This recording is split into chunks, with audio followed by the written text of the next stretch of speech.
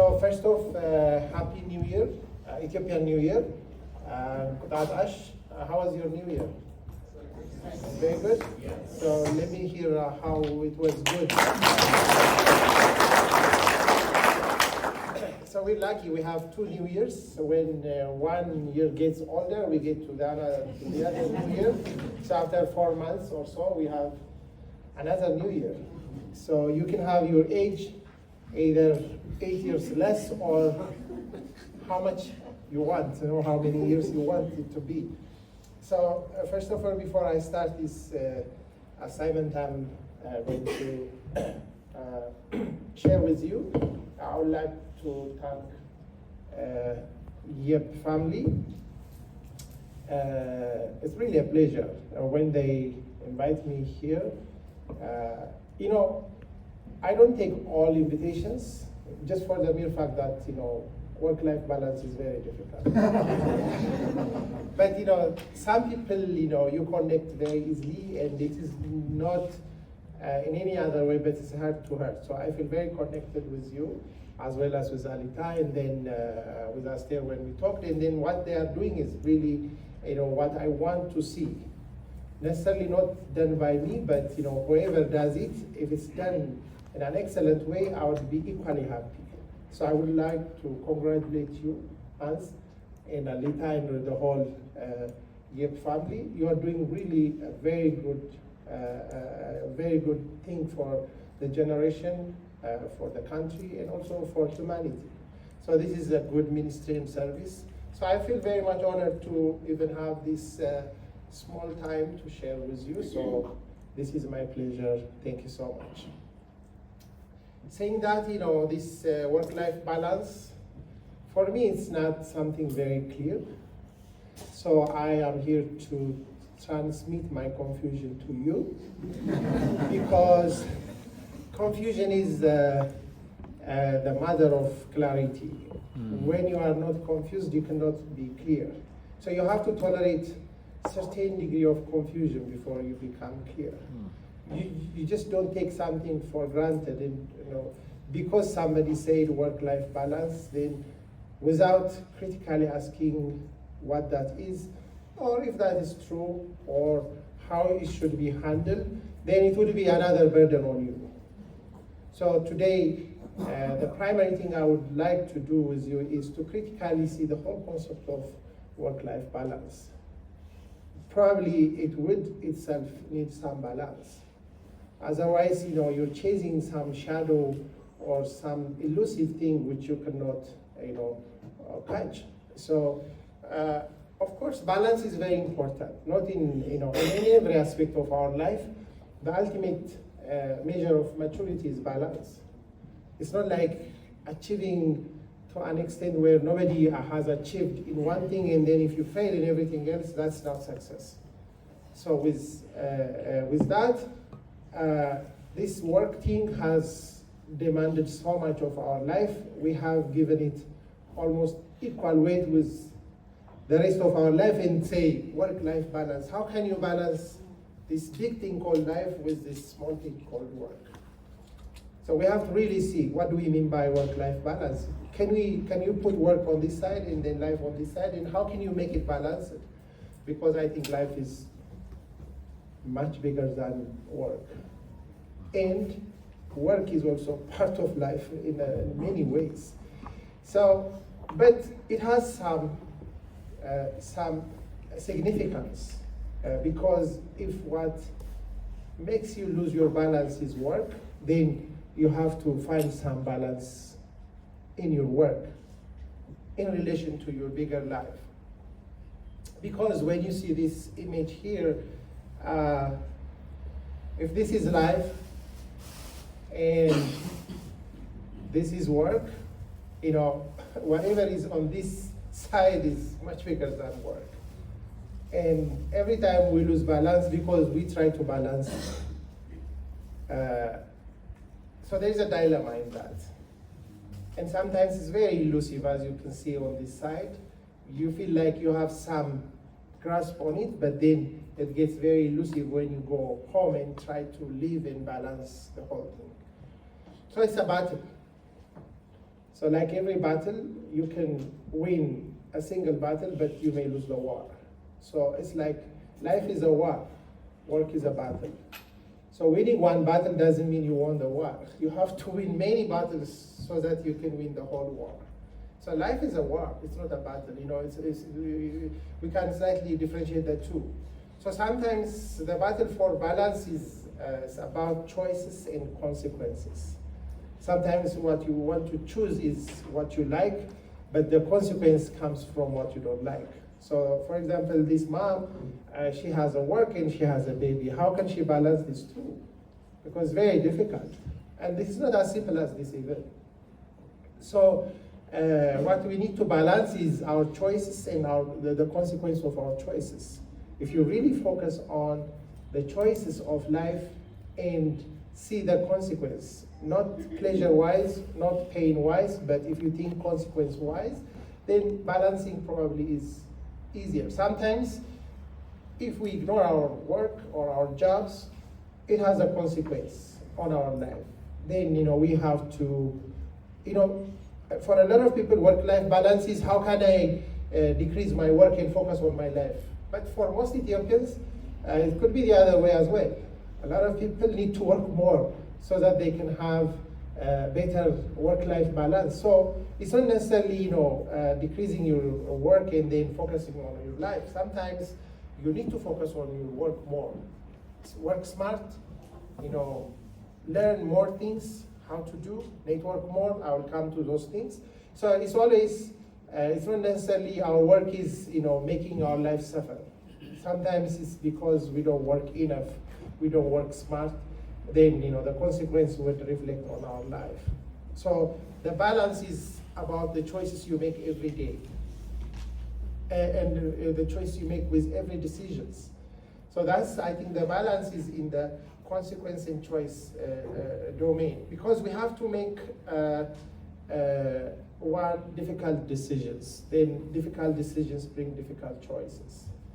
Two is, sometimes there's so much unreasonable expectations from people and from ourselves as well. So sometimes it's about managing expectations. So the balance battle is not about work and life. So don't make these two things fight each other. They are friends. They are, part of the same thing. So don't make as if, work is the enemy of life and life is, making your work suffer. So it's like these two things are, the same thing, one and the same. That's what I think. So balance is something like this. So work is on the one extreme side, but there are very complex aspects of the balance on one side. Could be family, could be your health, could be your hobbies, could be your friends, and so many things are on this side. So to balance is actually to know the games of lives, because definitely we have to bring out work on one side and see, because if you ignore some things, they don't grow themselves as such.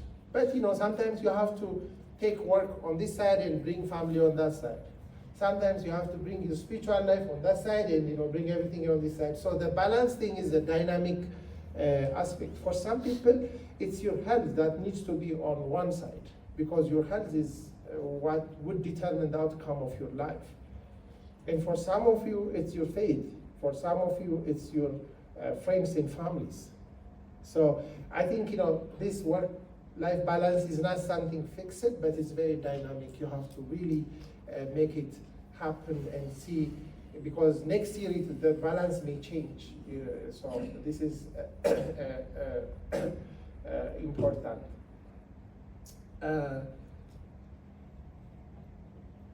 So in one sense, the dilemma becomes a myth.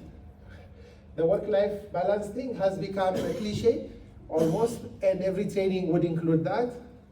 And now it has become almost a myth. So we have to deconstruct that myth. Because why? Work is life. When you work, your life continues. Still, your life is there. And work is part of your life. And life can be work too. Because you have to work out your life. So sometimes, these two things are not two. Life is work, work is life. But sometimes, this confusion For example, if you see just, for men, mostly their work is their life. That's where they lose their balance. They get so much of their life entangled with their work. They make a lot of, they fall into a lot of pitfalls because they focus too much on their work. Family, friends, faith, community, and all other hands, they ignore, and then eventually they pay the price. And for women, because of culture, instinct, biology, and you can name it, whatever it is, life is their work. And a lot of people say, oh, even including them, they say, oh, I don't work, I'm staying home, as if they don't work, but they work more. It's much easier to work 8 hours being employed somewhere than, work at home. The home work is, if you pay for it, it actually is 3 full-time jobs, maybe more, because there is no stop to it. But, so the balance is here. When a woman takes a job, her life is her work, then her job suffers. So society doesn't help you on that, culture doesn't help on that. And for a man, he is expected to make his work his life. This is identity, his whole self is based on his job, and that's wrong. So how can we, this is where the balance has to come. This is just an example. Because, work is life, we have to understand that. If work is not life, why do it? Why do you give a third of your life, basically 8 hours a day or more for that? It's really life. So I want you to think work as your life, as part of your life. It's okay. Because for this farmer, his work, the whole business of his land, his ox, and the trade of farm is his life. What life does he have if you take that from him? Nothing. Actually, the whole family is based on this work. So this is life. So work is life. On the other hand, I don't know if you can see this image. This is life, mopping the floor, ironing, washing clothes, taking care of kids, going to a market. I can't count everything. If this is not work, what is work? So life is work. We work a lot in life, actually, more than the work we're employed for. So life is work. And if life is not work, what is it? So this is, I think, one area where we need to think in terms of balance. But the other important and very practical thing is to understand the bottlenecks of balance, because that's where, the balance thing comes. Like, for example, this guy walking on the rope, he has to find this balance. It's easy to fall than to walk. And for a lot of people, with work in life and everything else pertaining to life, people have to really do that, balance. One is you have a private life, and with that, you have also a personal life. A lot of people say, what's the difference between private and personal? What differentiates is, like, your professional life has to be balanced with your private life, which is your non-job life. You have your work is your life, but you have a life outside of your job. That's your private life. Somehow you have to differentiate and make some continuum between your private life and your professional life. Vocational, you can say, as well. And then with personal, it is differentiated with your public life. Personal life is, your home. So the private thing is, for example, your relationship with your kids, with your wife, with your husband, with your family, with your faith. Sometimes it can go to a very private life. Sometimes we bring those private lives into our jobs and then we mix it in. A lot of problems happen. Sometimes, faith has to be private. Sometimes there's a place to make it public.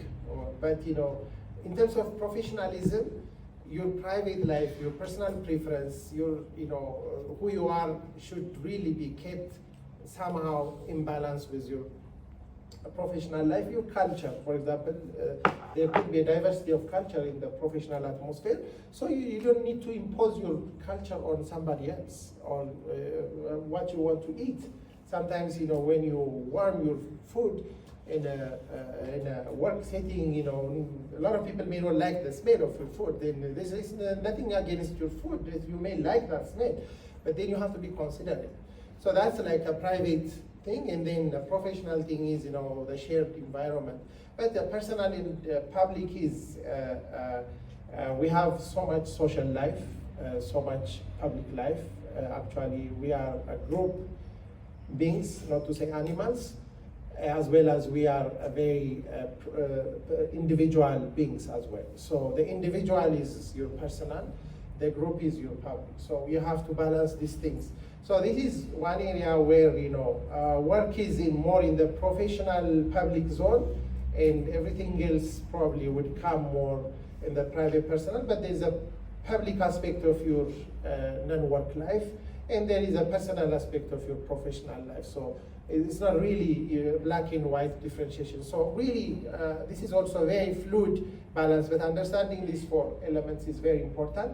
The other thing is, these four things need to be, I wrote them intentionally on in Amharic as well, because, with work, there is time, there is money, there is idea or knowledge, whatever you come to your work with, and there is relationship. So, first of all, you need to balance these four things in your work as well, apart from your life. Then, these four things are needed in your life as well as in your work. So balance them in your work. So whenever you need more money, it's more time. If you want to make more money with less time, more idea, more knowledge, more skill is needed. So then you have to invest on yourself. If you work more on your muscle than your brain, then you need to invest more time to works. And somebody who works with more ideas would need less time, then has more money and more time to his family or her family.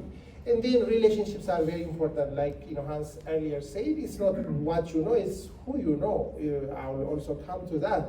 So balancing is relationship. If you don't work on your relationships, for example, if your relationships are bad, for example, if your marriage is not good, it goes everywhere. If your work relationship is bad with your boss, it goes home too. So relationships, money is very important. When you lack money, it's very important. When you have more money, it's more important. It's very hard to manage poverty as well as prosperity. If you have more money, it can ruin you. If you have no money, it can ruin you. So money is important, time is important, relationship is important. And we are the outcome of the ideas and the lack of ideas we live with. So this is another area which is important. So to really deal with these bottlenecks, what can we use as tools and techniques? Probably my last points are on this area. The first one is moderation. In everything, there is a balance created for everything. So the ultimate maturity is moderation. Don't work too much, don't work, and too less in a way. So how much is too much, how much is too less? Then you have to know that. Then it's a matter of knowing your balance. For example, if you have one child versus 4 children, it's different. Then you have to bring more time, and then if you have other commitments in church or in mosques and in other areas of your life, then you need some moderation. Some people, they're so committed to their faith, they ignore their family, and then their faith would be compromised eventually. So it's like that. So everything in moderation is the ultimate maturity. Balance is not having everything perfect. It is having, whatever you have, if you can moderate that, if you can divide it in a wisdom, in a right way, then you can be happy. Happiness is not about how much, it's how moderate you are in everything. So that's important. The other thing is boundaries. as much as we want to attach and connect, we have to have some boundaries with everyone and everything. Our work needs to have some boundary with the rest of our life. Our relationship needs boundaries. Everything needs a boundary. Like, for example, this room has a boundary, this institution has a boundary, this city has a boundary, this country has life is a boundary anyways. Yeah. I have a boundary, and then Hans starts there, and I start here, and there is a boundary, a personal space, a public space, a private space. We call all that, and then ultimately, even his organs have a boundary with the other organ. His heart and his lung, though they are side by side, they work together. There is a boundary. There is the space for his heart, and then there's a space for his lung. So life is about boundaries. Set boundaries. No boundaries, no balance. A lot of people struggle with their work-life balance because they lack boundaries. They don't know when their work ends and then their other life starts. The other thing is, stay connected. By boundaries, you don't need to detach with everything and remain detached. Then you have to, like, for example, this room has doors and windows. What is that? That's a place of connection with other rooms and with the bigger environment. You need to have some windows and some doors which you can lock when you want, which you can open when you want. Sometimes you have to be able to lock from inside, and sometimes you have to be able to lock it from outside. And some people may get keys, but don't give you keys for everybody. And it becomes a boundaryless life. So really connecting with your family, with your friends, with your faith. And I mention this because these are the areas where we lack mostly balance in our life. But connection and detachment, connection and boundary are really very important things in work-life balance. The other thing is, like Hans earlier said, it's either network or not work. And your network is your net work, because if you don't network, you have to work more and get less. Actually, life is about networking. Why you are here as alumni is not to get anything. It's about primarily networking. Who is doing what? Let's meet people. If you come here for alumni meeting and only stay with the people you know already and you have spent so much time outside, you are a loser. Actually, you have to spend as much as possible with people you don't know. You have to introduce yourself, sell yourself, buy others' ideas, and get more. Networking is, another tool for balance, because it really makes your life easier. The other is technology. This is a time and an age where technology is the ultimate difference maker. It's an empowerer, it's the ultimate equalizer, as well as a true enabler.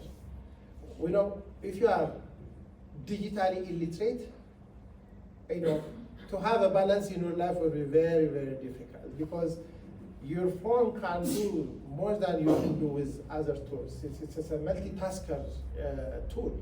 So most of you are young here, I really encourage you to use technology to balance your life. But unfortunately, if you don't use it well, like everything else, like money, like friends, it can be a point of imbalance. If you spend your whole day on social media, and like most people do, your emotion is ruined, your relationship are ruined, your time is ruined, of course your money will be ruined. So technology is enabler, but it can be destroyer too.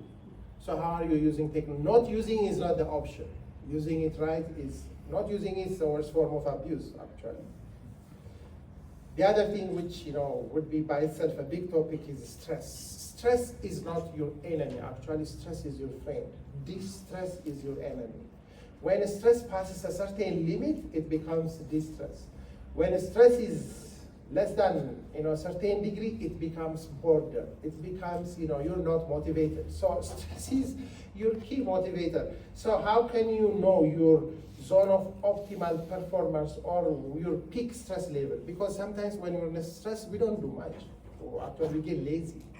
That's why we do a lot of jobs when deadlines approach, because we're stressed, we're squeezed. Then, if the deadline is not achievable, we get broke, and then burnout happens. So, learning your high performance zone, because for some people, stress level is low for their peak. For some people, they need to be really stressed to get to their peak. So don't imitate anyone. We all have our own stress curve. Understanding yours and understanding your people is very important. And ultimately, you have to rest to reset. Rest is not working. Rest is reconnecting, resetting yourself. Like, the reason why we need rest is not because we're tired necessarily or we cannot work. If we are created in a way that we have to sleep a third of our life, rest is very important. If you live 75 years, you sleep 25 years. Because if you don't sleep, whatever you do during the daytime would vanish. And the next morning you cannot function.